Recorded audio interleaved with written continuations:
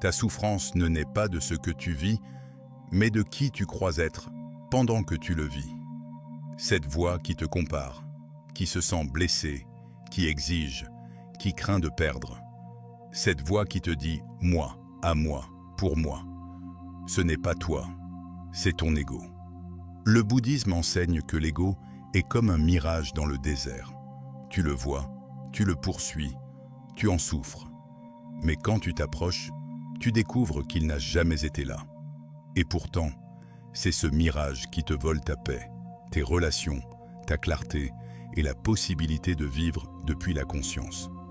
Aujourd'hui, je vais te révéler comment fonctionne réellement ton ego, pourquoi il te fait souffrir, comment il manipule ta perception et le plus important, comment te libérer de lui sans lutter, sans le réprimer et sans le nier. Reste jusqu'à la fin, car je partagerai avec toi un rituel bouddhiste simple et puissant pour dissoudre le mirage de l'ego avant de dormir et revenir à ta véritable nature, le calme. Respire profondément et marche avec moi, pas à pas, sur ce sentier. Commençons. Enseignement 1. L'ego comme enfant blessé, cherchant protection. L'ego n'est pas ton ennemi, c'est ton enfant intérieur, effrayé. L'ego n'est pas né pour te détruire, il est né pour te protéger.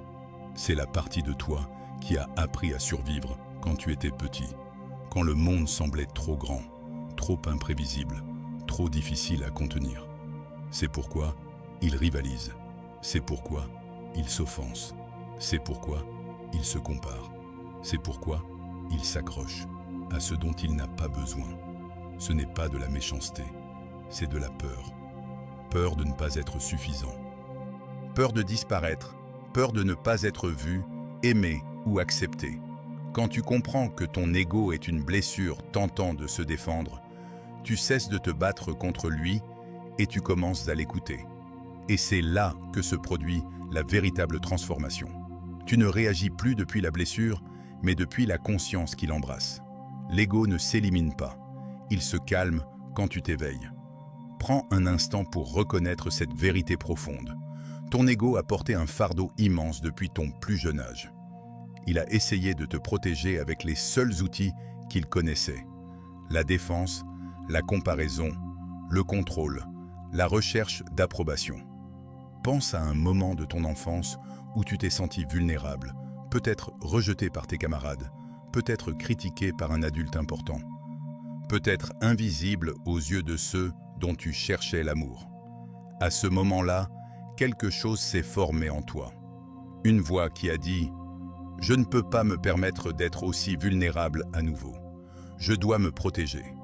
Je dois construire des murs, développer des stratégies, créer un personnage qui sera plus sûr, plus accepté, plus aimé. » C'est ainsi que l'ego a pris naissance, non pas comme un défaut de caractère, mais comme une tentative intelligente, bien qu'immature, de naviguer dans un monde qui semblait parfois hostile ou indifférent. Le problème n'est pas que cet ego protecteur s'est formé. Le problème est que nous avons continué à l'écouter longtemps après que le danger immédiat soit passé.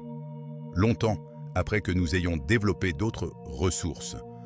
Longtemps après que cette protection rigide soit devenue une prison. Maintenant, en tant qu'adulte, tu as la capacité de reconnaître cette dynamique.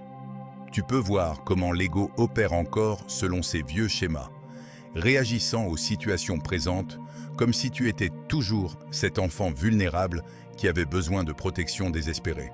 Mais tu n'es plus cet enfant. Tu as grandi. Tu as développé de la sagesse, de la force, de la résilience. Tu n'as plus besoin que l'ego te protège de cette façon.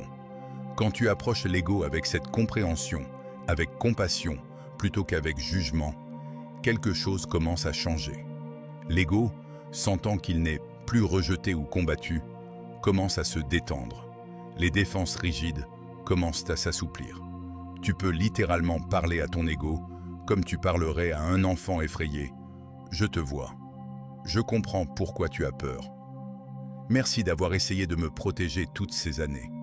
Mais je suis plus grand maintenant. Je peux gérer ce qui arrive. Tu peux te reposer. Cette approche, emplie de douceur et de reconnaissance, est infiniment plus puissante que toute tentative de détruire ou de supprimer l'ego. Elle transforme la relation que tu entretiens avec cette partie de toi, la faisant passer d'un conflit interne à une intégration harmonieuse. Enseignement 2. L'ego n'existe que quand tu le regardes de l'extérieur. L'ego existe seulement quand tu le regardes de l'extérieur. Dans les enseignements bouddhistes, on dit « L'identité est une illusion créée par l'attention que tu lui donnes. » L'ego n'est pas une entité solide. Il ne vit pas en toi comme quelque chose de fixe. C'est un mouvement, un reflet, une ombre qui n'apparaît que lorsque ton attention l'illumine. C'est pourquoi, quand tu observes tes pensées en silence, sans les juger, sans les poursuivre, sans les croire, l'ego commence à se dissoudre. Non pas parce que tu le détruis, mais parce qu'il cesse d'avoir une scène où se produire. Quand tu dis « ceci n'est qu'une pensée », tu brises l'hypnose du moi. L'émotion s'adoucit, le conflit s'éloigne, la souffrance perd sa forme, et alors tu découvres quelque chose de profond. Tu n'étais pas la colère, tu n'étais pas l'insécurité, tu n'étais pas l'histoire que ton mental racontait. Tu étais la conscience qui observait, l'espace, le calme, la présence derrière tout. Là où l'ego se tait, commence ton véritable éveil. Cette pratique d'observation n'est pas passive. C'est un acte radical de présence. Quand une pensée surgit, « Je ne suis pas assez bien, personne ne me comprend. Je dois prouver ma valeur. » Au lieu de t'identifier à elle, de la croire, de construire toute une réalité autour d'elle, tu fais une pause. Tu crées un espace. Tu te demandes « Qui observe cette pensée ?» Dans cet intervalle, dans ce moment de lucidité, l'emprise de l'ego se relâche. Tu réalises que si tu peux observer la pensée, tu n'es pas la pensée. Si tu peux voir l'émotion surgir et diminuer, tu n'es pas l'émotion. Tu es quelque chose de plus vaste, de plus stable, de plus profond. Cette conscience qui observe est ton véritable refuge. Elle était là avant que l'ego se forme, elle reste présente pendant que l'ego s'agite, et elle demeure quand l'ego se dissout. Les maîtres zen appellent cela l'esprit témoin, cette capacité à regarder le théâtre de ton expérience sans être pris dans le drame, sans confondre les personnages avec ta véritable identité. Imagine que tu regardes un film au cinéma. Quand tu es complètement absorbé par l'histoire, tu oublies que tu es assis dans une salle, que tu regardes des images projetées sur un écran. Tu ris, tu pleures, tu ressens de la tension, comme si ce qui se passe dans le film était réel et t'arrivait personnellement. C'est exactement ce qui se passe quand l'ego domine. Tu deviens tellement absorbé par les histoires qu'il raconte, par les émotions qu'il génère, par les drames qu'il crée, que tu oublies que tu es la conscience qui observe tout cela, pas le personnage dans l'histoire.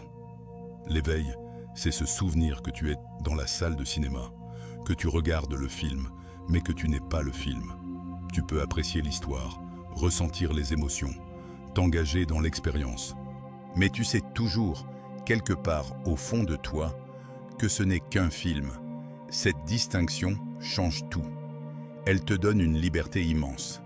Parce que quand tu sais que tu n'es pas le personnage dans l'histoire, les hauts et les bas de l'intrigue n'ont plus le même pouvoir sur toi. Tu peux traverser des difficultés sans être détruit par elles. Tu peux célébrer des succès sans être défini par eux. Tu peux ressentir des émotions intenses sans être submergé par elles. Pratique cela aujourd'hui. Quand une pensée égoïque surgit, au lieu de t'y plonger ou de la combattre, observe-la simplement comme tu observerais un nuage passant dans le ciel. Note sa présence. Note comment elle tente de te captiver, de te convaincre de son importance absolue. Note l'énergie qu'elle porte, les sensations qu'elle crée dans ton corps, les autres pensées qu'elle appelle. Puis, doucement, ramène ton attention à la conscience elle-même, à cet espace où tu observes sans jugement, sans réaction, simplement présent. Au début, cet espace peut sembler mince, fragile, facilement perdu. L'ego a eu des décennies pour établir sa domination, pour te convaincre que tu es ses histoires, ses peurs, ses désirs. Mais avec la pratique, cet espace de conscience témoin s'élargit. Il devient plus stable, plus accessible, plus naturel. Tu commences à vivre de plus en plus depuis cet espace, et l'ego devient simplement une partie de l'expérience que tu observes, plutôt que le centre de ton identité. Enseignement 3. L'ego se nourrit des histoires que tu te racontes. L'ego te fait croire que tu es l'histoire que tu racontes. L'ego ne se nourrit pas de faits, il se nourrit de narration. Je ne suis pas suffisant. Je suis meilleur que les autres. Personne ne me comprend. Ma valeur dépend de ce que j'accomplis. Je suis ma douleur. Je suis mon échec. Je suis mon succès. Toutes ces phrases semblent être des vérités, mais elles ne sont rien de plus que des récits que le mental fabrique pour se sentir quelqu'un. L'ego a besoin d'une histoire pour exister, d'une identité à défendre, à comparer, à justifier ou à protéger. Mais toi, tu n'es aucune de ces histoires. Ces phrases changent, la vie change, les circonstances changent, et pourtant, quelque chose en toi demeure intact. Ce quelque chose est ton essence véritable. Tu n'es pas la voix qui narre, tu es le silence qui écoute.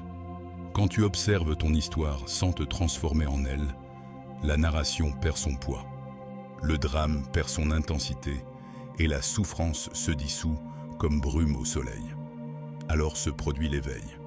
Tu découvres que tu as toujours été au-delà du récit, au-delà du moi qui craint, qui se vante, qui fuit ou qui a besoin de s'imposer. Tu es la conscience qui contemple, la lumière derrière le personnage, la présence éternelle qu'aucune histoire ne peut limiter. Et de là, tu es véritablement libre. Réfléchis un instant aux histoires dominantes que tu te racontes sur toi-même. Peut-être est-ce l'histoire de la victime. La vie m'a maltraité. Les autres ne me voient pas.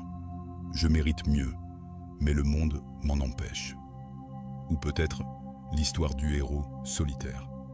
Je dois tout accomplir seul. Je suis plus fort que les autres. Je ne peux compter sur personne. Je dois toujours être impeccable. Ou encore l'histoire de l'imposteur. Je ne mérite pas ma place. Un jour, on découvrira que je ne suis pas à la hauteur. Je dois constamment prouver ma valeur. Je vis dans la peur d'être démasqué. Ou l'histoire du martyr. Je me sacrifie toujours pour les autres. Personne n'apprécie ce que je fais. Je donne tout et ne reçois rien en retour. Ma souffrance prouve ma bonté. Ces narrations sont puissantes, précisément parce qu'elles contiennent des fragments de vérité, des expériences réelles, des émotions authentiques, des événements qui se sont vraiment produits. Mais l'ego prend ces fragments et construit des cathédrales entières, des identités complètes, des réalités absolues. Le problème n'est pas que ces histoires soient complètement fausses. Le problème est que tu commences à croire qu'elles définissent qui tu es de manière permanente et totale. Tu oublies que ce sont des constructions, des interprétations, des lentilles à travers lesquelles tu regardes l'expérience, mais pas l'expérience elle-même. Imagine que ton histoire dominante soit gravée sur une vitre devant tes yeux. Tu regardes le monde à travers cette vitre et tu penses voir la réalité. Mais tu vois seulement à travers le filtre de ton histoire. Quelqu'un te fait un compliment, mais à travers le filtre de l'histoire de l'imposteur, tu l'interprètes comme « ils ne me connaissent pas vraiment. S'ils savaient qui je suis vraiment, ils ne diraient pas cela. » Quelqu'un ne répond pas à ton message. Et à travers le filtre de l'histoire de la victime, tu l'interprètes comme « encore une fois, je ne suis pas assez important. Les gens m'ignorent toujours. » Quelqu'un te demande de l'aide, et à travers le filtre de l'histoire du martyr, tu l'interprètes comme « bien sûr, encore une personne qui profite de moi. Mais je dois dire oui, parce que c'est ce que je fais toujours. » La même situation objective peut être interprétée de manière radicalement différente selon l'histoire que l'ego raconte. Et chaque interprétation renforce l'histoire, créant un cercle vicieux autoréalisateur. La pratique bouddhiste t'invite à reconnaître la vitre, à voir les mots gravés pour ce qu'ils sont. Des interprétations, pas des faits absolus, et à regarder au-delà, vers ce qui est réellement là. Quand tu fais cela, quelque chose de remarquable se produit. Les situations qui déclenchaient automatiquement tes réactions égoïques commencent à perdre leur pouvoir. Tu peux voir plus clairement. Tu peux répondre avec plus de sagesse. Tu deviens moins prisonnier de tes propres narrations. Un compliment devient simplement un compliment. Tu peux le recevoir avec gratitude sans que l'imposteur intervienne pour le nier. Un message sans réponse devient simplement un message sans réponse. Peut-être que la personne est occupée, peut-être qu'elle a oublié, peut-être 1000 raisons qui n'ont rien à voir avec ta valeur. Une demande d'aide devient simplement une demande. Tu peux choisir librement si tu as les ressources pour aider en ce moment, sans que le martyre t'oblige à dire oui ou sans que le ressentiment s'accumule. Cette liberté de voir les choses telles qu'elles sont, sans les distorsions des histoires égoïques, est l'un des plus grands cadeaux de la pratique contemplative. Commence aujourd'hui à identifier tes histoires. Quand une émotion forte surgit, demande-toi: quelle histoire suis-je en train de me raconter en ce moment? Simplement, le fait de nommer l'histoire commence à briser son emprise. Ah, voilà l'histoire de la victime qui revient. Tiens, l'histoire du héros solitaire essaie de me convaincre que je dois tout faire seul. Voici l'histoire de l'imposteur qui me dit que je ne mérite pas d'être ici. En les nommant, en les reconnaissant comme des histoires plutôt que comme la vérité absolue, tu crées de l'espace. Et dans cet espace, ta vraie nature peut respirer, ta sagesse peut émerger, ta liberté peut s'exprimer. Enseignement 4. L'ego craint le changement et cherche à tout contrôler. L'ego cherche le contrôle parce qu'il craint l'impermanence. L'ego vit effrayé du mystère. C'est pourquoi il tente de s'accrocher à ce qui change, comme s'il pouvait arrêter la vie avec ses mains. Il s'accroche aux personnes pour ne pas se sentir seul. Il s'accroche aux titres pour ne pas se sentir petit. Il s'accroche aux croyances pour ne pas sentir l'incertitude. Il s'accroche à avoir raison pour ne pas affronter sa fragilité. Mais voici le paradoxe. Plus tu essaies de contrôler la vie, plus l'ego t'enchaîne à sa peur. Le contrôle ne te rend pas fort, il te rend rigide, et tout ce qui est rigide finit par se briser. La vie ne se contrôle pas, la vie se contemple, la vie s'accompagne, la vie se respire. La véritable liberté commence quand tu cesses d'exiger que la réalité soit comme tu le veux et que tu commences à la voir telle qu'elle est. Quand tu ne réagis plus, mais que tu observes. Quand tu ne luttes plus, mais que tu comprends. Quand tu n'imposes plus, mais que tu permets. À cet instant, l'ego perd son pouvoir et apparaît un état plus élevé. L'acceptation consciente, où tu ne vis plus depuis la peur du changement, mais depuis la confiance profonde dans le mouvement de l'existence. Et là, finalement, l'âme peut se reposer. L'impermanence est peut-être la vérité la plus difficile à accepter pour l'ego. Tout change, rien ne reste. Les personnes que nous aimons vieillissent et partent. Les situations que nous chérissons se transforment. Les certitudes que nous pensions absolues s'effritent. Le corps que nous habitons se dégrade lentement. Les rôles que nous jouons évoluent et disparaissent. Cette réalité fondamentale de l'existence terrorise l'ego parce qu'il se construit sur l'illusion de permanence. Il essaie de figer l'expérience, de capturer les moments, de retenir ce qui est agréable et de repousser ce qui est désagréable. Mais la vie ne fonctionne pas ainsi. La vie est un fleuve constant de changement. Le Bouddha l'a enseigné clairement. Tout ce qui naît doit mourir. Tout ce qui se forme doit se dissoudre. Tout ce qui arrive doit partir. C'est la première noble vérité, l'impermanence universelle. Accepter cela n'est pas du défaitisme ou de la résignation passive. C'est reconnaître la nature fondamentale de la réalité et choisir de danser avec elle plutôt que de lutter contre elle. Pense au domaine de ta vie où tu résistes le plus au changement. Peut-être est-ce une relation qui évolue différemment de ce que tu avais imaginé. L'ami proche qui s'éloigne, le partenaire qui change, l'enfant qui grandit et devient indépendant. Peut-être est-ce ton corps qui vieillit, ses premiers cheveux gris, cette énergie qui n'est plus ce qu'elle était, ces douleurs qui apparaissent, cette force qui diminue graduellement. Peut-être est-ce ta carrière qui ne suit pas le chemin que tu avais tracé, les opportunités qui ne se matérialisent pas, les changements dans ton industrie, la nécessité de te réinventer à un âge où tu pensais être établi. Peut-être est-ce la perte de certitude qui structurait ta vie, des croyances qui s'effritent, des valeurs qui évoluent, une vision du monde qui ne tient plus face à l'expérience. Dans chacune de ces situations, l'ego crie « Non, cela ne devrait pas être ainsi, je dois le changer, le contrôler, le forcer à être différent. » Et ainsi commence la lutte. Tu essaies de retenir ce qui part, de changer ce qui est, de nier ce qui émerge. Cette lutte consomme une énergie énorme et génère une souffrance immense. Mais qu'arrive-t-il quand tu t'arrêtes de lutter? Quand tu permets à la réalité d'être exactement ce qu'elle est dans ce moment, sans résistance, sans jugement. Un espace s'ouvre, une paix émerge. Non pas la paix de tout obtenir comme tu le veux, mais la paix plus profonde d'être en harmonie avec ce qui est.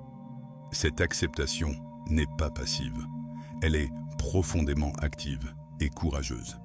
Elle demande de lâcher les illusions de contrôle auxquelles l'ego s'accroche désespérément. Elle demande de faire confiance à quelque chose de plus grand que tes plans, tes peurs, tes désirs de sécurité. Les maîtres zen ont un dicton, lâche prise ou sois traîné. La vie continue, le changement arrive, l'impermanence se déploie. Tu peux résister et souffrir, ou tu peux t'abandonner et trouver la liberté dans le mouvement lui-même. Pense à un fleuve. Quand tu essaies de résister au courant, tu t'épuises rapidement. Tu luttes, tu te bats, tu te noies presque dans l'effort. Mais quand tu te détends et te laisses porter, quand tu apprends à nager avec le courant plutôt que contre lui, le voyage devient non seulement plus facile, mais aussi plus beau. Tu peux voir le paysage qui défile. Tu peux sentir l'eau contre ta peau. Tu peux même profiter de la ride, trouver de la grâce dans le mouvement. Découvrir que le fleuve te porte vers des endroits que tu n'aurais jamais pu planifier, mais qui sont exactement où tu devais aller. C'est ce que signifie accepter l'impermanence. Non pas renoncer à agir ou à créer, mais agir depuis un lieu de fluidité plutôt que de rigidité. Créer depuis un lieu de permission plutôt que de contrôle. Tu peux toujours avoir des préférences. Tu peux toujours travailler vers des objectifs. Tu peux toujours faire des choix et prendre des décisions. Mais tu n'es plus attaché aux résultats de manière rigide. Tu n'es plus détruit quand les choses ne se déroulent pas comme prévu. Tu deviens comme le bambou qui plie sous la tempête, plutôt que comme le chêne rigide qui se casse. Tu deviens comme l'eau qui s'adapte à tout contenant, plutôt que comme la glace qui se brise sous la pression. Cette flexibilité, cette capacité à danser avec le changement plutôt que de le combattre, est l'une des qualités les plus précieuses que tu peux développer. Elle transforme ta relation avec la vie elle-même, de l'adversité en partenariat, de la lutte en danse. Enseignement 5. L'ego se nourrit du conflit. L'ego respire la tension. Il se nourrit du drame, de la comparaison, de l'offense. Il a besoin de se sentir quelqu'un de blessé, quelqu'un de supérieur, quelqu'un d'ignoré, quelqu'un d'indispensable.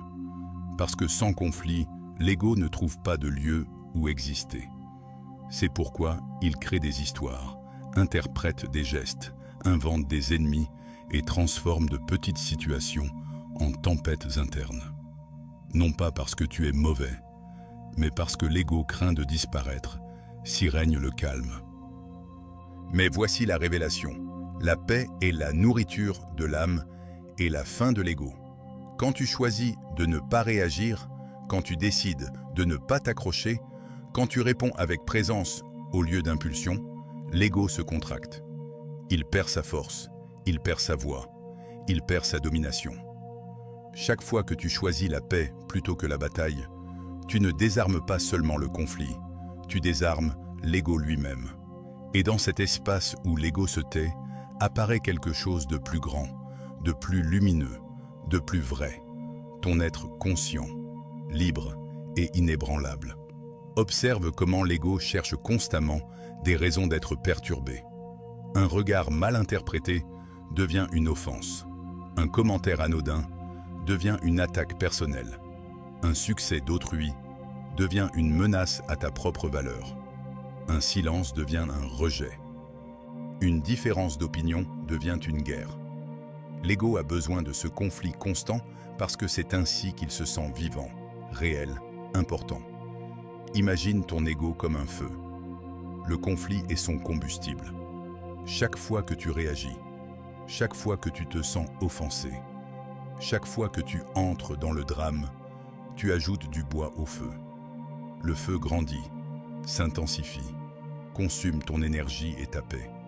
Il brûle tes relations, ta clarté mentale, ta santé émotionnelle. Et curieusement, même en souffrant de cette combustion, l'ego continue à chercher plus de combustible, plus de raisons d'être en conflit. C'est une addiction. L'ego devient dépendant du drame parce que c'est dans le drame qu'il se sent le plus réel, le plus important, le plus vivant.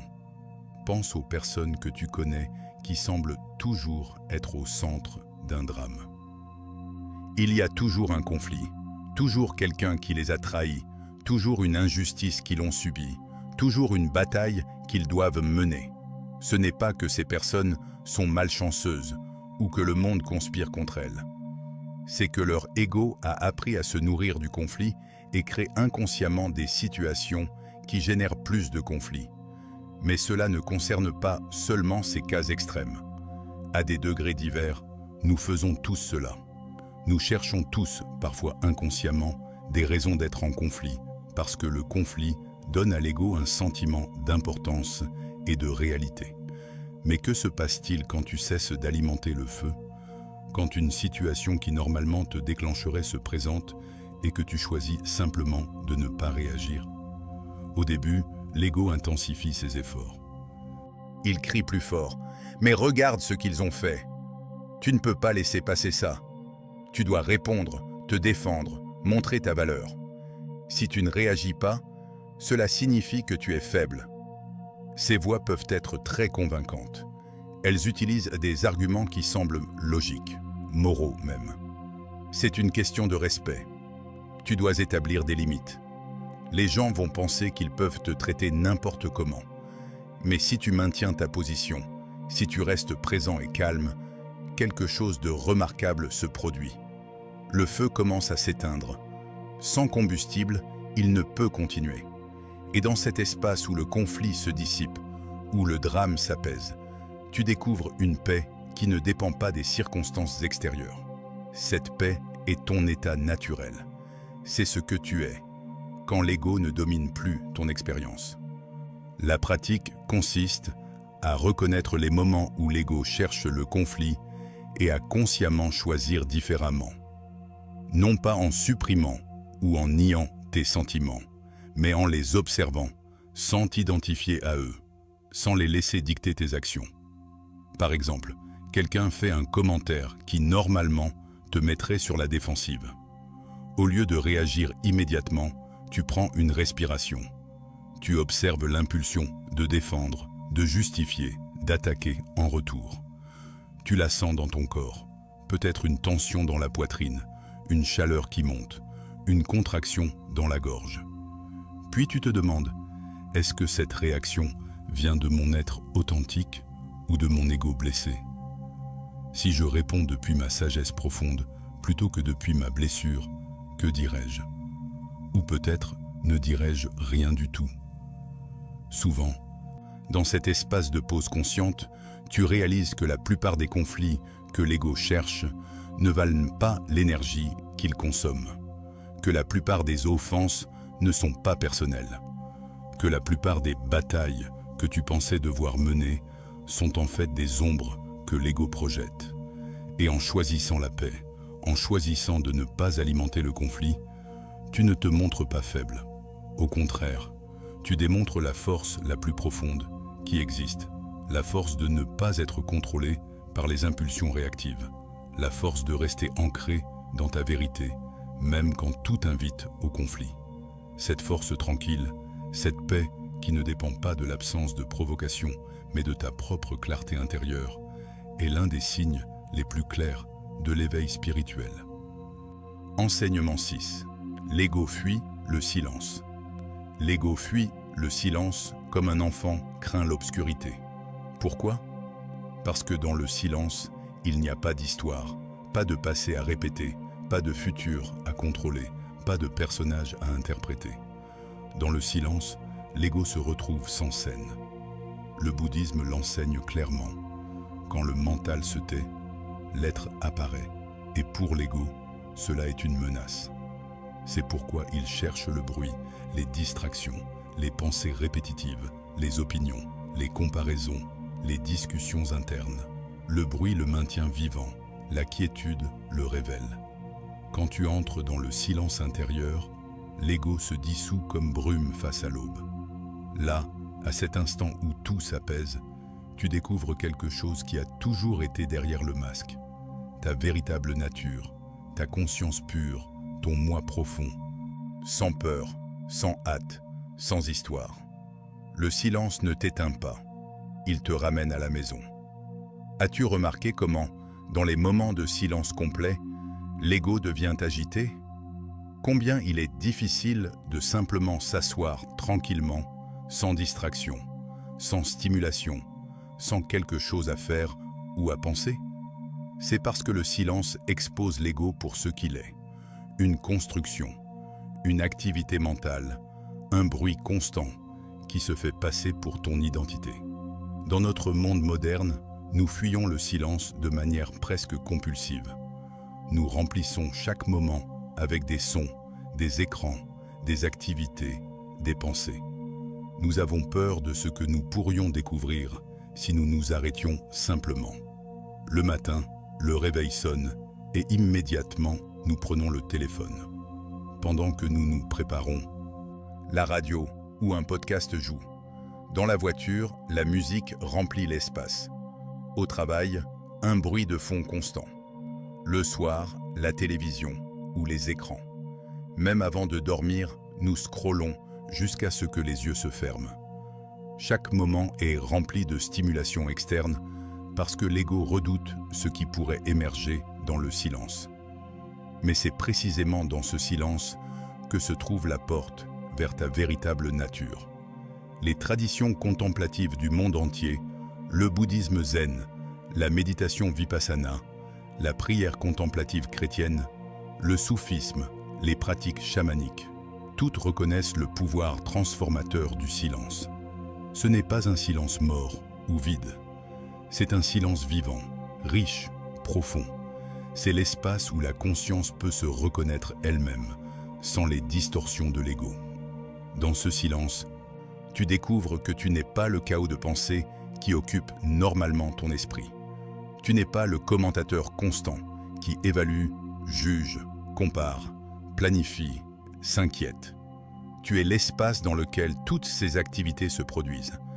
Tu es la conscience vaste et paisible qui peut contenir tout, joie et tristesse, succès et échec, clarté et confusion, sans être diminué par aucun de ceux-ci.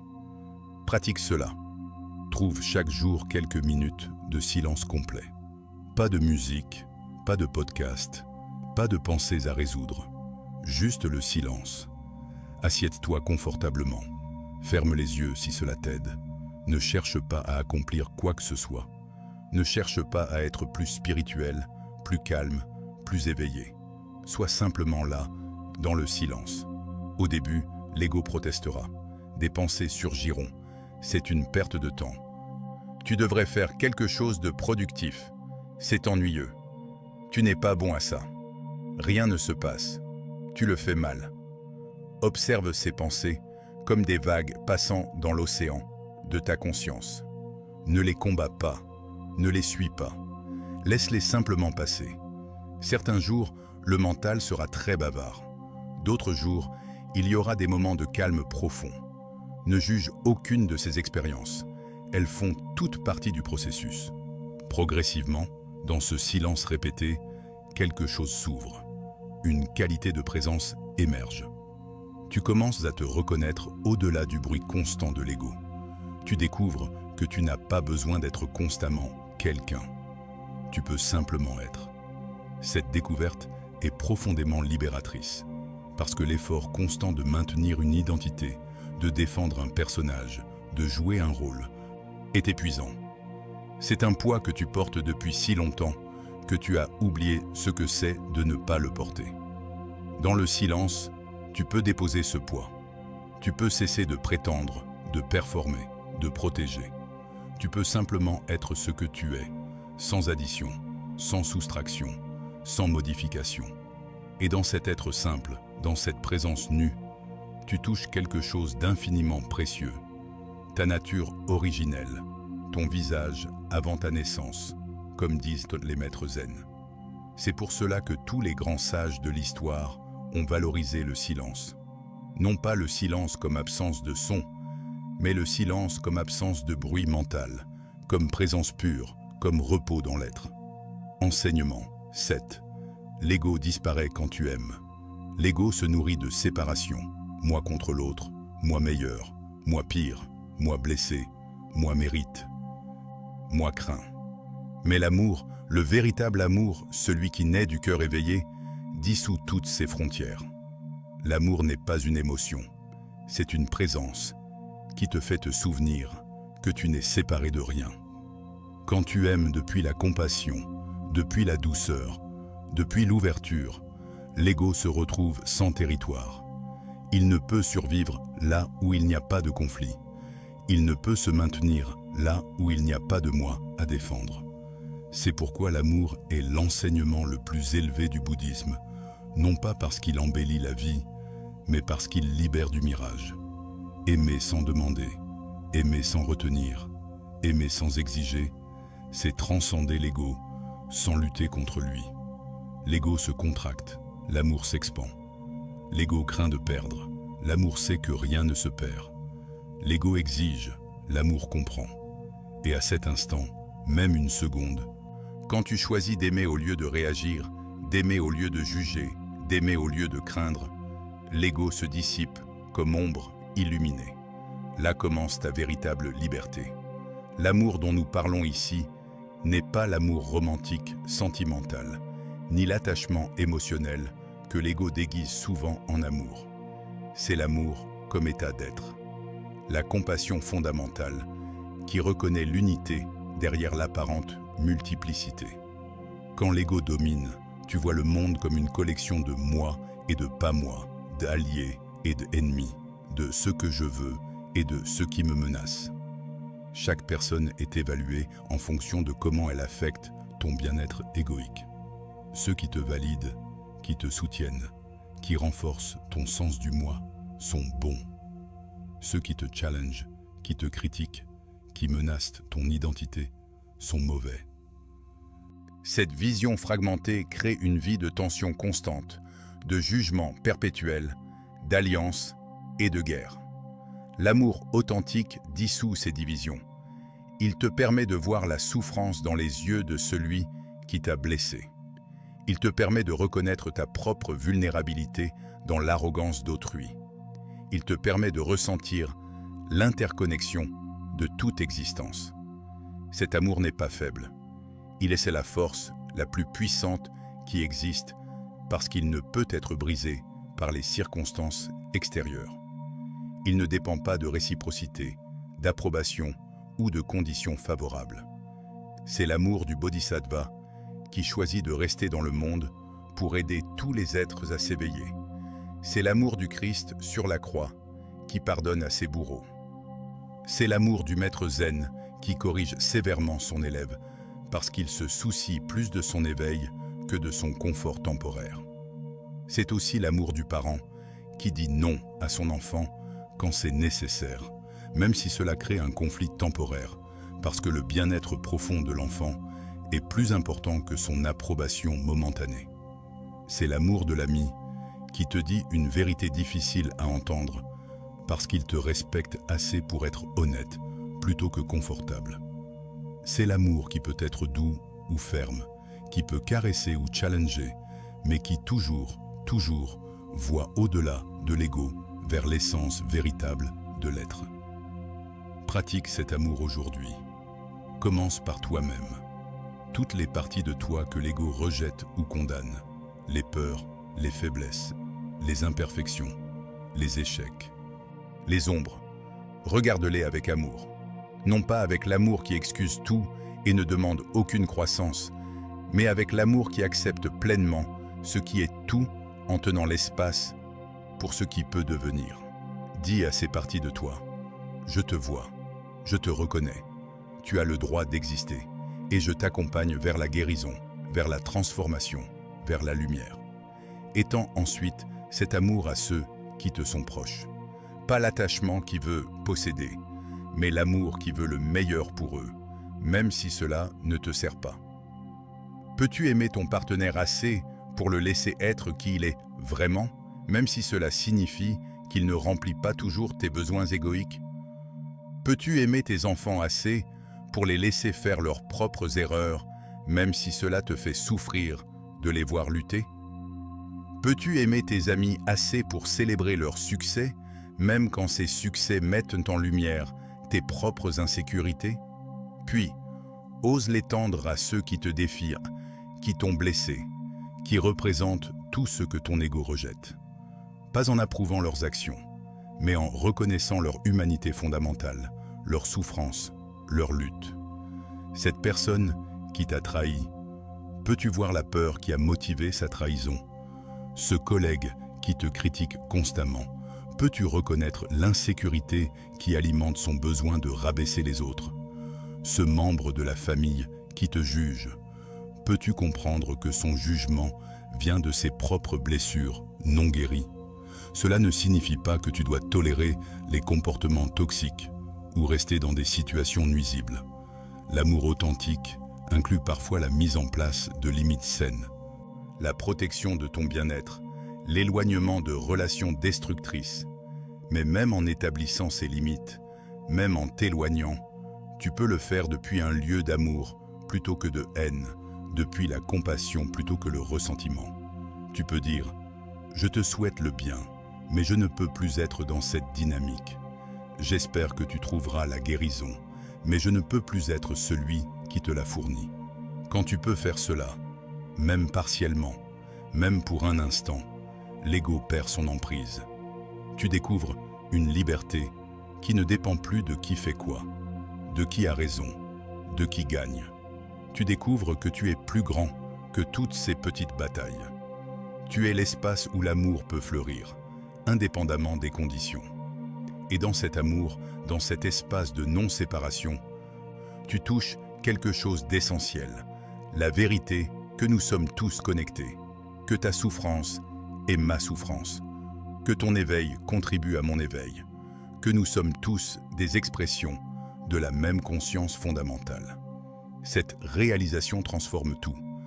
La vie devient non plus une compétition pour la survie et la validation, mais une danse collective vers l'éveil. Chaque rencontre devient une opportunité de pratiquer l'amour. Chaque défi devient une invitation à approfondir la compassion. Pause pour l'intégration.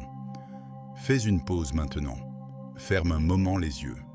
Pense à la dernière fois où tu t'es senti blessé, comparé, rejeté, ignoré. Qui a réagi là? Ton être ou ton ego? Ressens ceci. Ton être véritable ne s'offense pas, ne rivalise pas, n'a pas besoin de gagner. Il observe seulement, il comprend seulement. Prends quelques respirations profondes. Sens l'air entrer dans tes poumons, sans le sortir. Dans cet acte simple, tu es pleinement présent, pleinement vivant, au-delà de toute histoire, au-delà de tout ego. Dans cet espace de présence, il n'y a pas de passé à regretter, pas de futur à craindre. Il y a seulement cet instant éternel où tu existes comme conscience pure. Reste dans ce silence un moment. Laisse l'agitation se calmer. Laisse les pensées ralentir. Laisse l'ego perdre son intensité. Pour révéler plus profondément cette découverte, je veux te raconter une histoire. Une histoire qui montre comment l'ego nous trompe et comment la vérité nous libère. L'histoire du prodige et du maître. Dans une région lointaine, existait un temple construit sur une falaise, suspendu entre ciel et terre. Là où les nuages venaient se reposer et où les vents racontaient des histoires anciennes. Là vivait un maître connu, non pas pour ses enseignements verbeux, mais pour sa sérénité absolue, pour son silence profond, qui en disait plus que 1000 discours. Un jour arriva un jeune homme plein d'orgueil, de renommée et de reconnaissance. Les gens de son village l'appelaient le prodige. Depuis son plus jeune âge, il avait excellé en tout, études, arts martiaux, poésie, philosophie. Les éloges l'avaient suivi comme son ombre. Il gravit la montagne avec assurance, certain que le maître reconnaîtrait immédiatement son mérite exceptionnel. Il entra dans le temple et, sans saluer, sans s'incliner selon la coutume, déclara d'une voix qui résonnait d'ambition. « Je suis venu pour que tu m'enseignes comment m'illuminer plus rapidement que les autres. J'ai entendu dire que tu possèdes des techniques secrètes. Je suis prêt à les apprendre. » Le maître, assis en méditation, se contenta de l'observer sans répondre, ses yeux calmes comme un lac de montagne. Le silence inconfortable poussa le jeune à continuer. « J'étais le meilleur de mon village, le plus intelligent, le plus fort, le plus rapide. Mes maîtres précédents m'ont tous dit que j'étais exceptionnel, destiné à de grandes choses. Si tout le monde dit que je suis spécial, pourquoi est-ce que je ressens encore ce vide? Pourquoi, malgré tous mes accomplissements, je ne trouve pas la paix? » Le maître se leva lentement, comme un arbre se réveillant après l'hiver. Il se dirigea vers une petite table où reposait une cloche dorée, ancienne, gravée de symboles que personne ne savait plus déchiffrer. Il prit la cloche avec révérence et fit signe aux jeunes de le suivre. Ils marchèrent en silence jusqu'au bord du précipice. Le vent soufflait avec force, portant avec lui les chants des vallées lointaines.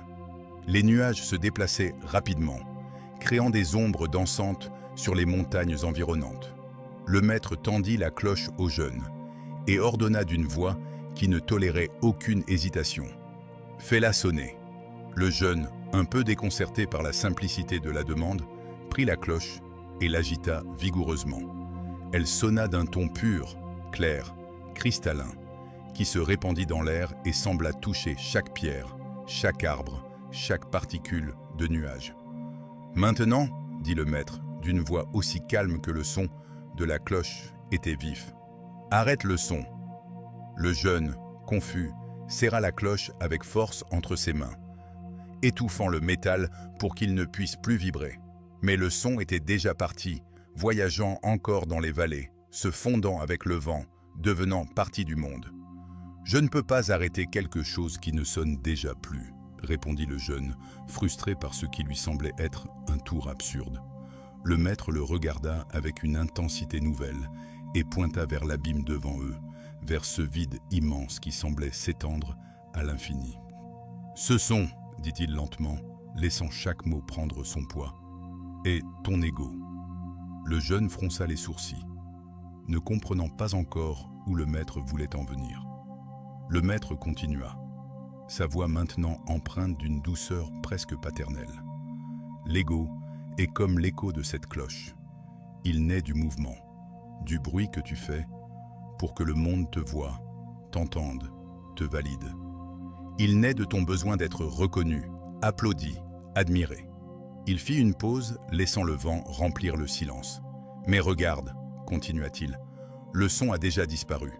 Tu l'as cherché, tu as essayé de le retenir, mais il était déjà parti.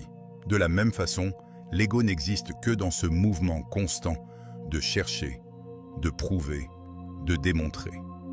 Mais quand tout s'arrête, quand la vie te laisse dans le silence, que ce soit à travers la perte, la maladie, le vieillissement, la mort, l'écho disparaît de lui-même. Le jeune commençait à pâlir, une réalisation douloureuse commençant à percer à travers ses défenses. « Tu as couru toute ta vie, » dit le maître. « Tu as accumulé les accomplissements comme d'autres accumulent des trésors, pensant qu'une fois que tu en aurais assez, le vide serait rempli. » Mais chaque accomplissement ne faisait qu'agiter la cloche plus fort, créant plus de bruit, plus d'écho, plus de distraction de ce vide que tu essayais de fuir. Puis, dans un geste qui sembla se dérouler au ralenti, le maître leva la cloche au-dessus du vide et la lâcha.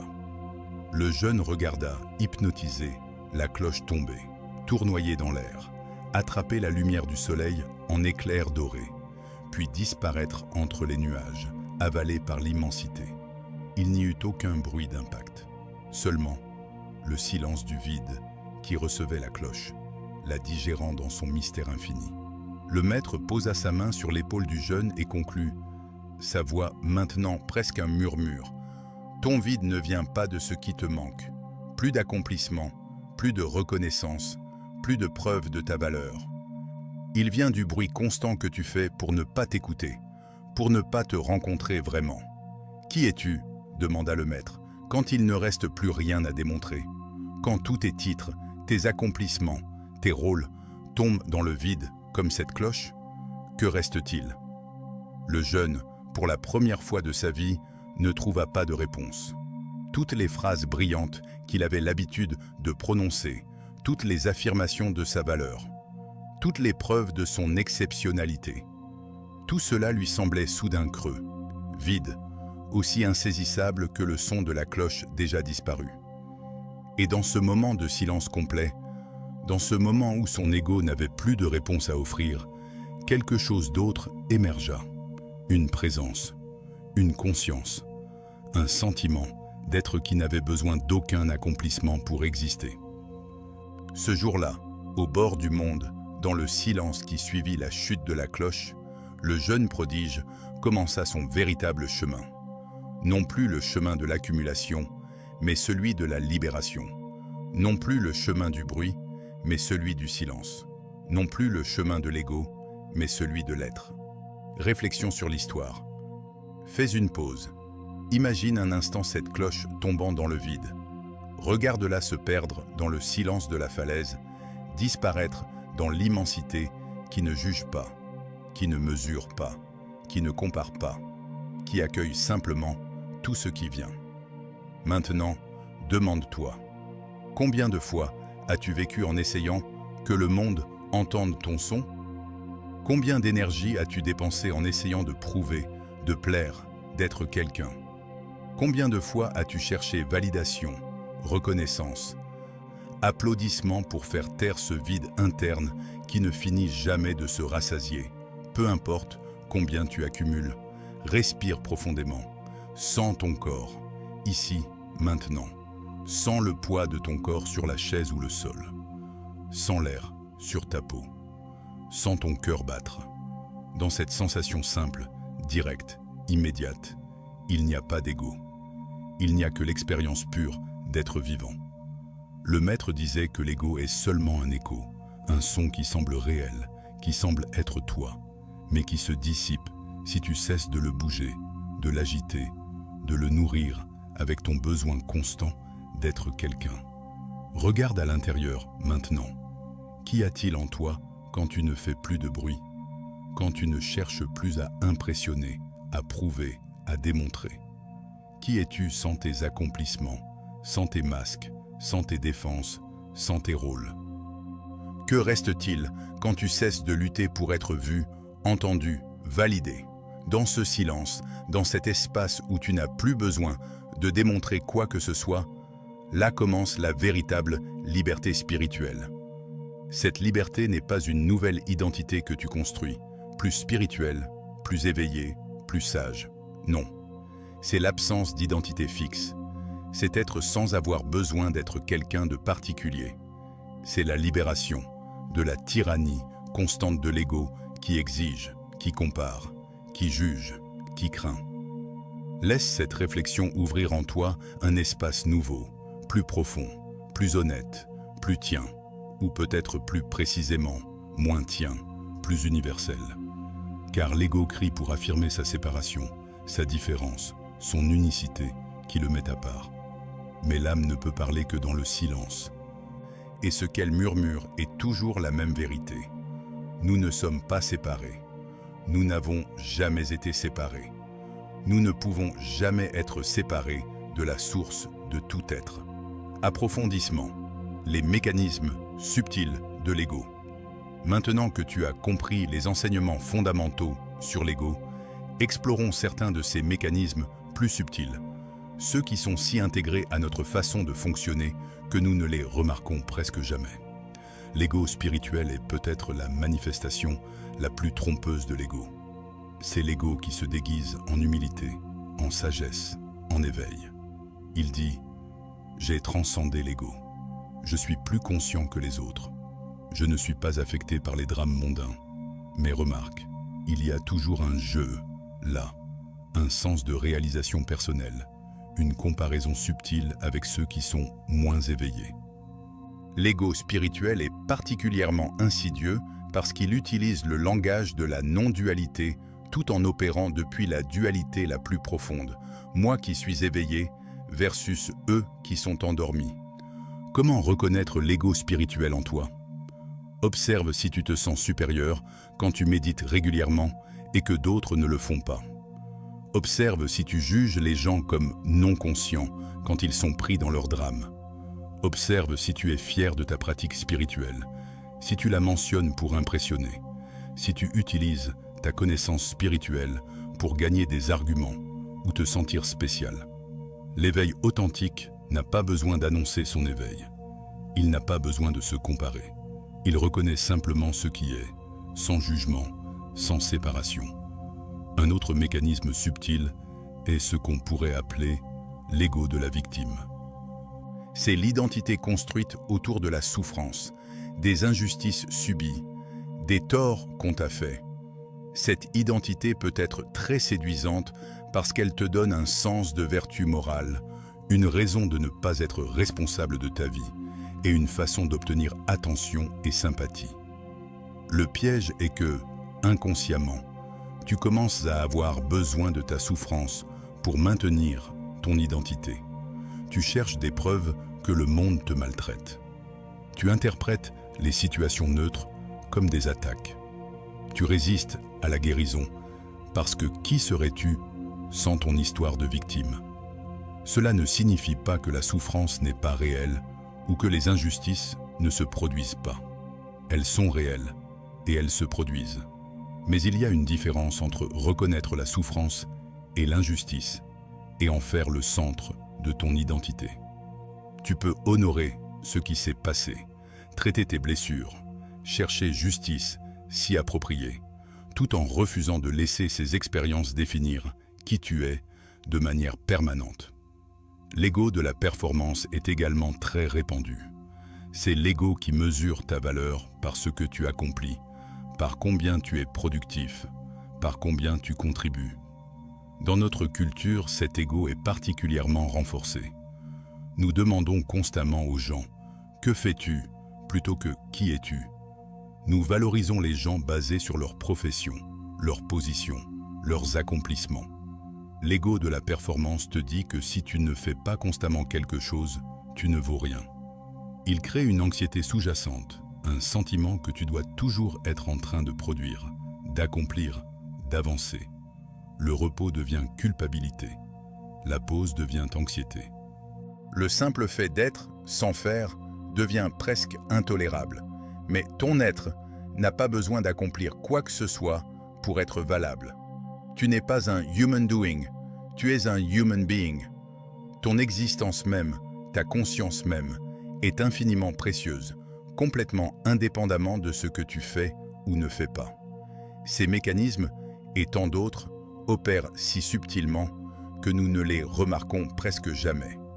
Ils colorent notre perception, influencent de nos choix, créent notre réalité, tout en nous convainquant qu'ils sont simplement qui nous sommes.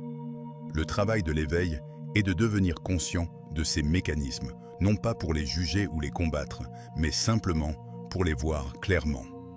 Et dans cette vision claire, leur emprise commence naturellement à se relâcher. Affirmation consciente. Je suis plus que mon ego. Maintenant, avec toute cette compréhension, avec cette ouverture que nous avons cultivée ensemble, avançons vers les affirmations conscientes qui t'aideront à reconnecter avec ton essence la plus pure. Ces affirmations ne sont pas de simples mots à répéter mécaniquement. Ce sont des portails, des invitations à expérimenter une réalité différente, une identité plus profonde. Inspire profondément. Sens l'air remplir tes poumons. Sens ton corps s'expanser légèrement avec l'inspiration. Puis expire lentement, complètement. Maintenant, répète doucement, avec conscience. Je ne suis pas mon histoire, je suis celui qui l'observe. Sens la vérité de cette affirmation.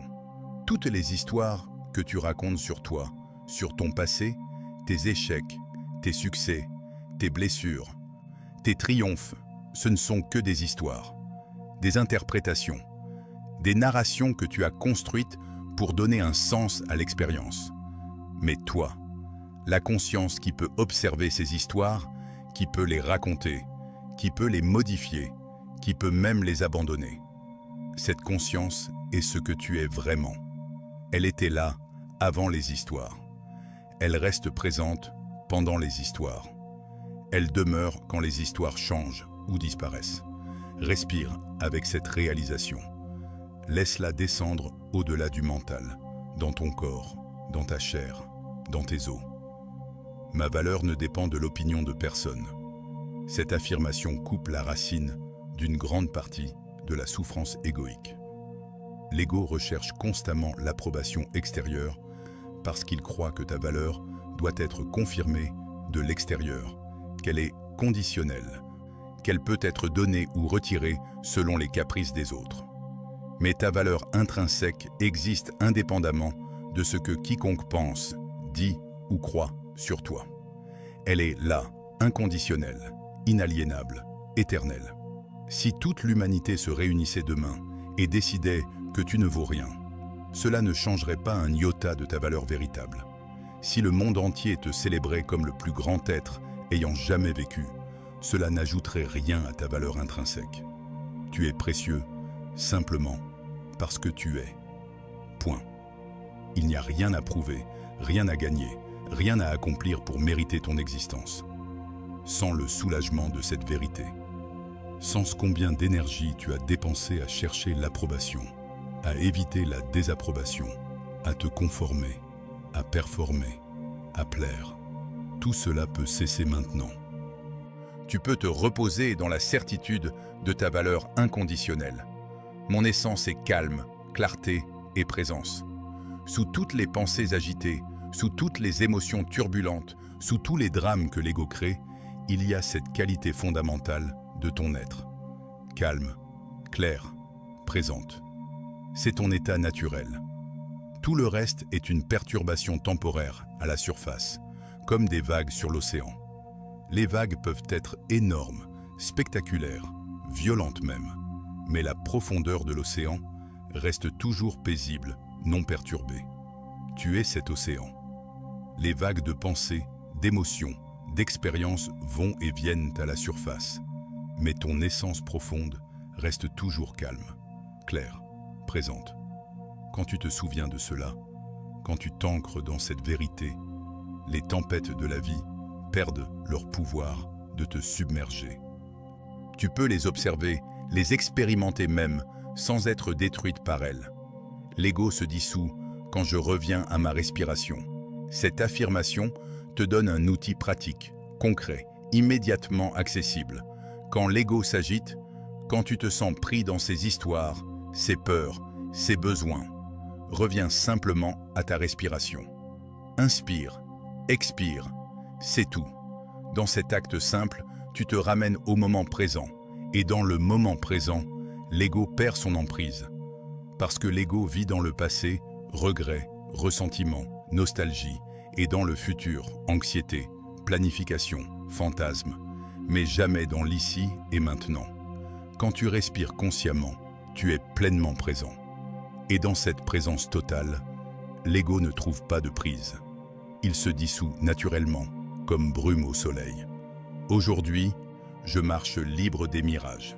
Cette affirmation est une déclaration d'intention pour ta journée. Aujourd'hui, tu choisis de ne pas te laisser tromper par les illusions de l'ego. Tu choisis de voir clairement, de vivre consciemment, de répondre sagement. Cela ne signifie pas que l'ego ne surgira pas. Il le fera. Cela ne signifie pas que tu ne tomberas jamais dans ses pièges. Tu le feras probablement. Mais ta intention est claire. Tu veux vivre libre. Tu veux voir la vérité. Tu veux être conscient. Et cette intention seule, maintenue avec sincérité, commence à transformer ta réalité. Elle devient une boussole qui te guide à travers les complexités de la vie. Répète ces affirmations non pas mécaniquement, mais avec conscience. Laisse-les résonner en toi. Laisse-les devenir plus que des mots, des portails vers une façon d'être différente. Sens comment ton énergie s'ouvre, comment ton identité s'adoucit, comment la lumière entre dans l'espace où auparavant il n'y avait que tension.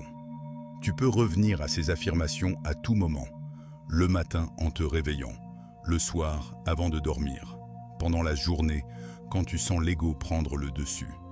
Elles sont des ancres pour ta conscience, des rappels de qui tu es vraiment au-delà des masques et des rôles.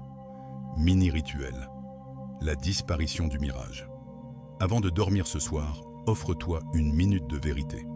Une minute où tu déposes tous les rôles que tu as joués pendant la journée, toutes les masques que tu as portés, toutes les performances que tu as données. Entre dans une pièce dans l'obscurité complète. N'allume rien. Pas de chandelle, pas de lumière tamisée, juste l'obscurité complète et totale. Permets à la noirceur de t'envelopper comme un manteau sacré, comme un retour au ventre de la création, à l'espace, avant toute forme, avant toute identité. Place-toi debout ou assis, le dos droit, mais sans tension, les épaules détendues, les mains posées doucement sur tes cuisses ou le long de ton corps. Sens le silence comme si le monde entier retenait son souffle avec toi, comme si toute la création attendait avec attention ce moment de ton retour à toi-même. Respire profondément 3 fois, mais pas comme un acte physique ordinaire, comme un retour conscient à ton centre, à ta source, à ton essence. Avec la première inspiration, affirme intérieurement « Me voici ». Pas mon histoire, pas mes accomplissements, pas mes échecs, pas mes rôles, pas mes masques, juste moi. La présence nue, sans vêtements, sans protection, sans addition. Avec la première expiration, laisse partir. Je ne suis pas mon passé. Sens toutes les histoires anciennes, tous les regrets, tous les ressentiments, toutes les blessures s'écouler hors de toi comme de l'eau, retournant à la terre. Avec la deuxième inspiration, affirme « Me voici ». Pas mes peurs, pas mes anxiétés, pas mes plans, pas mes attentes, pas mes désirs, juste moi. La conscience claire qui peut tout contenir sans être diminuée par rien. Avec la deuxième expiration, laisse partir. Je ne suis pas mon futur. Sens toutes les anxiétés, tous les plans, toutes les peurs de ce qui pourrait ou ne pourrait pas arriver se dissoudre dans l'obscurité, perdant leur forme, leur pouvoir. Avec la troisième inspiration, affirme « Me voici ». Pas mon ego, pas ma comparaison, pas mon besoin de validation, pas ma quête d'approbation, juste moi. L'être simple, direct, immédiat, qui est ici, maintenant, dans ce corps, dans cette respiration. Avec la troisième expiration, laisse partir comme un soupir ancien qui vient du fond de ton âme. Je ne suis pas mon ego. Sens comment, en le disant, quelque chose en toi se détache, se libère. Comme une vieille peau que tu portes depuis si longtemps que tu avais oublié qu'elle n'était pas toi. Comme des chaînes qui tombent, révélant une liberté que tu avais oubliée. Maintenant, reste dans cette obscurité, dans ce silence, et imagine, ou peut-être perçois directement, sans imagination, que ton corps commence à émettre une lumière douce. Pas une lumière éclatante, agressive, qui cherche à être vue. Non, une lumière douce, claire, silencieuse, éveillée. La lumière de la conscience elle-même, qui illumine sans brûler, qui révèle sans juger, qui éclaire sans aveugler. Sans cette lumière émaner du centre, de ta poitrine, de ton cœur, et se répandre graduellement dans tout ton être, dans tes bras, dans tes jambes, dans ta tête, dans chaque cellule de ton corps. Et observe maintenant, avec cette vision intérieure, comment autour de cette lumière apparaît une ombre ténue. Ton ego essayant de se maintenir, essayant de se définir, essayant d'exister. Mais regarde, à chaque respiration, l'ombre devient plus transparente. À chaque expiration, elle perd de sa densité. Elle n'est pas combattue, elle n'est pas repoussée, elle n'est pas détruite. Elle se dissipe simplement, naturellement, comme elle a toujours fait quand la lumière apparaît. Continue à respirer, continue à observer. Vois l'ego se dissiper comme un mirage sous le soleil du désert. Comme de la brume matinale face au jour qui se lève. Comme de la neige au printemps. Il n'y a rien à faire, aucun effort, aucune lutte, juste cette observation paisible, cette respiration consciente, cette lumière qui brille. Reste ainsi 1 minute. 1 minute suffit. Parce qu'à cet instant d'obscurité illuminée, ton être véritable se révèle. Pas comme une nouvelle identité que tu construis, pas comme un personnage plus spirituel que tu joues, mais comme ce que tu as toujours été, sous toutes les couches, sous tous les masques. Et quand l'ego se tait enfin, complètement, même pour quelques secondes, ce qui reste est ta liberté la plus pure, ton essence sans filtre, ton moi sans peur, sans besoin, sans manque. Dans ce moment, tu touches l'ineffable, ce qui ne peut être nommé, décrit ou capturé dans des concepts. Tu touches ta nature de Bouddha, ta nature divine, ton soi véritable, peu importe le nom que tu donnes à cette réalité qui transcende tous les noms. Ce rituel ne fait pas disparaître l'ego définitivement. Ce n'est pas le but, et ce n'est pas possible tant que tu vis dans un corps humain, avec un mental humain. Le but est de te rappeler que tu es la lumière, et que l'ego n'est que l'ombre qui disparaît quand tu décides de regarder vers l'intérieur plutôt que vers l'extérieur. Fais ce rituel régulièrement. Certaines nuits, il sera facile. L'ego se dissipera rapidement et tu ressentiras une paix profonde, un silence intérieur, une présence lumineuse. D'autres nuits, il résistera. Le mental sera bavard. Les pensées seront incessantes. L'ego créera des distractions, de l'agitation, de l'inconfort.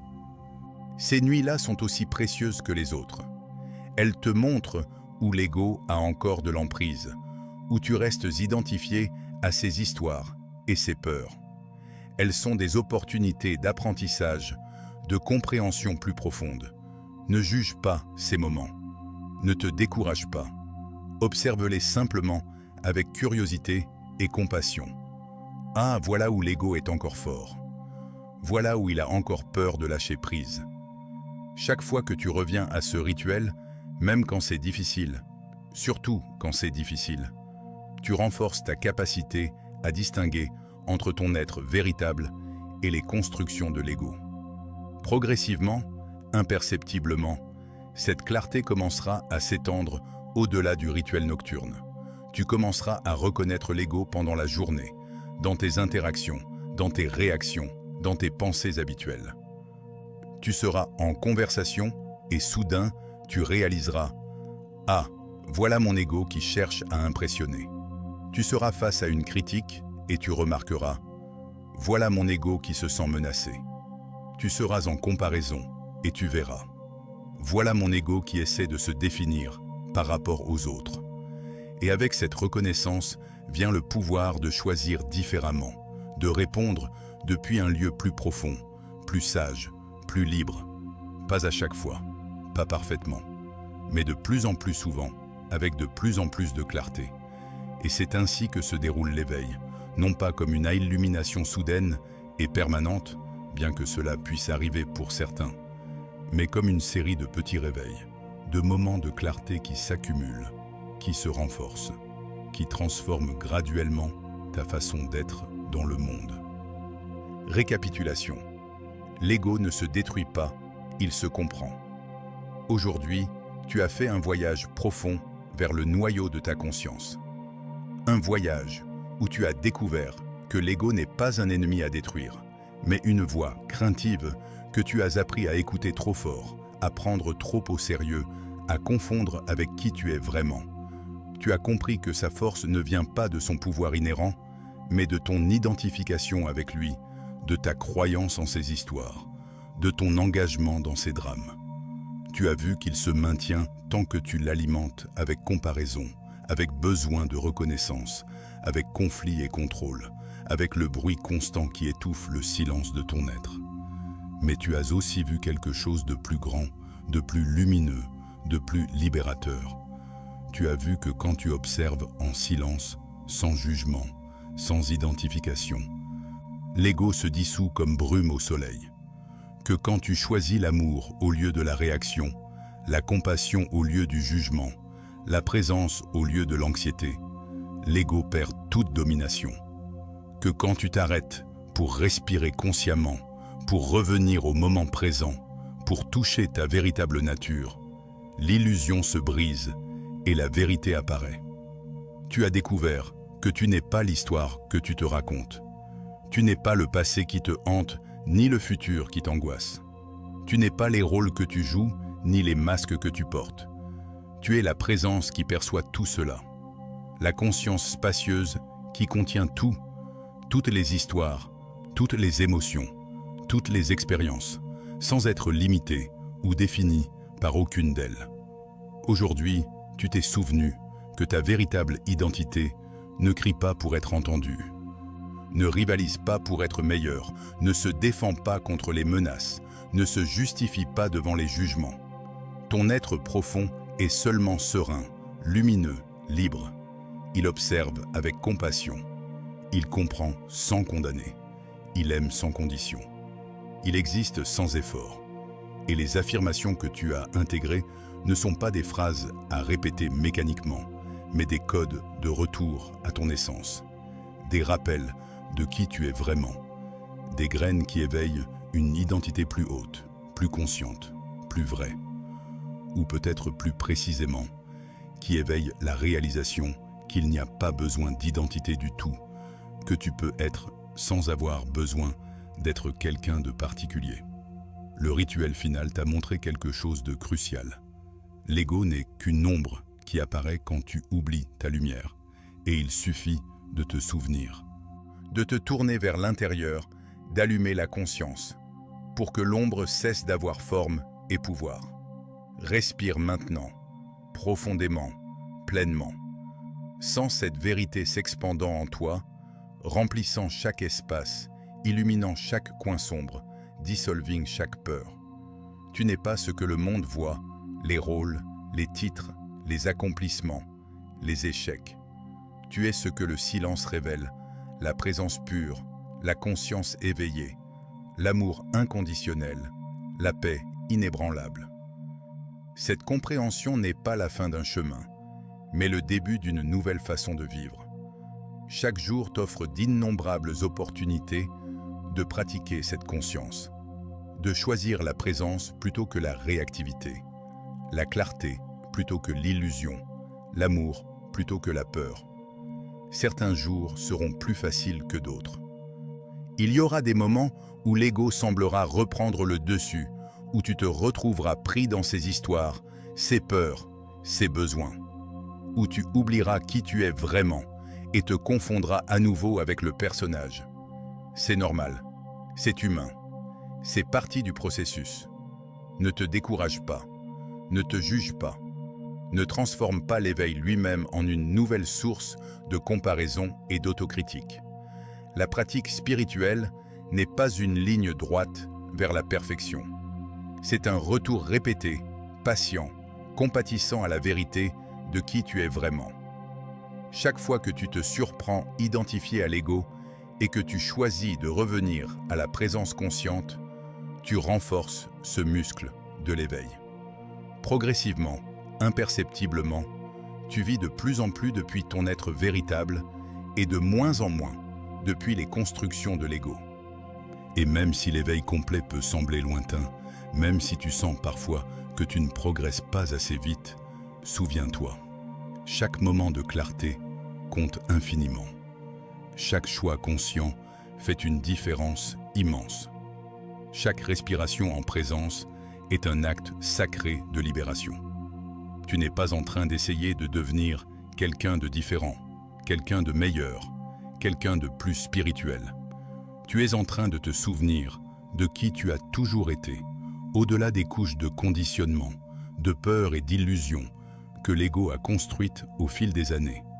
Et ce souvenir, cette reconnaissance de ta nature véritable, est la plus grande aventure de l'existence humaine. C'est pourquoi tu es ici. C'est le cadeau de cette vie. C'est l'invitation que chaque instant t'offre. Clôture. Souviens-toi de quelque chose d'essentiel avant de partir. Tu n'as pas besoin de te battre contre ton ego pour le transcender. Tu n'as pas besoin de le haïr, de le rejeter, de faire comme s'il n'existait pas. Il suffit d'allumer la lumière de ta conscience pour que ces ombres perdent leur force, leur pouvoir, leur capacité à te tromper. L'ego ne disparaîtra peut-être jamais complètement tant que tu vis dans un corps humain, avec un mental humain. Et ce n'est pas grave. Ce n'est pas un problème. Ce n'est pas un échec. Tu n'as pas besoin qu'il disparaisse complètement. Tu as seulement besoin de ne plus t'identifier à lui, de ne plus croire que ses histoires sont la vérité absolue, de ne plus laisser ses peurs et ses besoins dicter tous tes choix. Quand l'ego surgit, et il surgira encore et encore, accueille-le avec compassion. Reconnais-le pour ce qu'il est.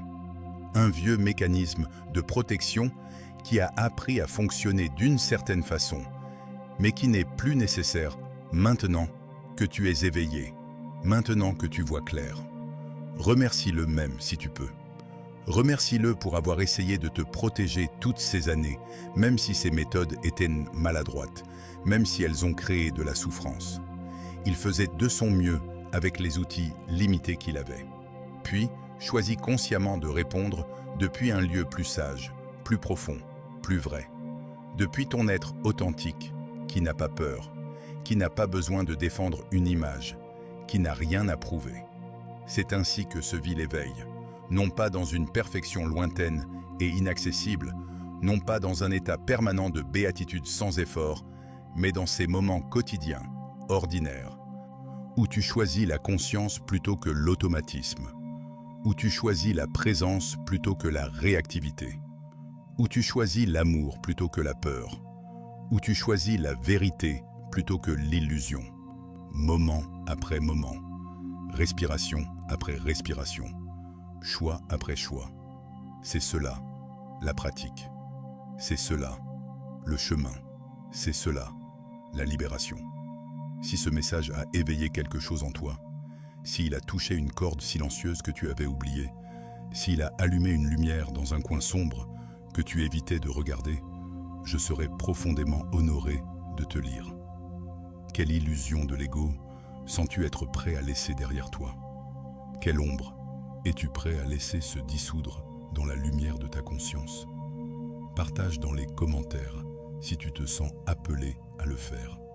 Ta voix, ton expérience, ta vérité peuvent t'inspirer et encourager d'autres qui marchent sur ce même sentier. Et si tu sens, seulement si tu le sens vraiment, depuis ton cœur et non depuis ton ego qui cherche plus de contenu, plus de distraction, que ce chemin nourrit ton âme, que ces enseignements résonnent avec ta vérité la plus profonde. Je t'invite, avec une gratitude profonde, à continuer de marcher avec moi sur ce sentier. Ici, nous ne luttons contre rien. Ici, nous ne prétendons pas être ce que nous ne sommes pas.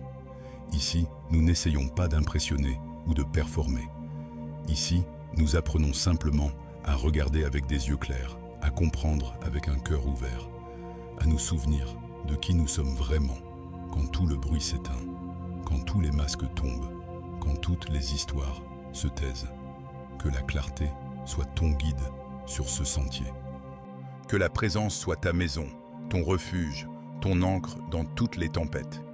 Et chaque fois que l'ego tente de se lever avec ses vieilles histoires, ses vieilles peurs, ses vieux besoins, que ton essence réponde avec un calme qui n'a pas besoin de s'expliquer, avec un amour qui n'a pas besoin de se justifier, avec une lumière qui n'a pas besoin de se prouver.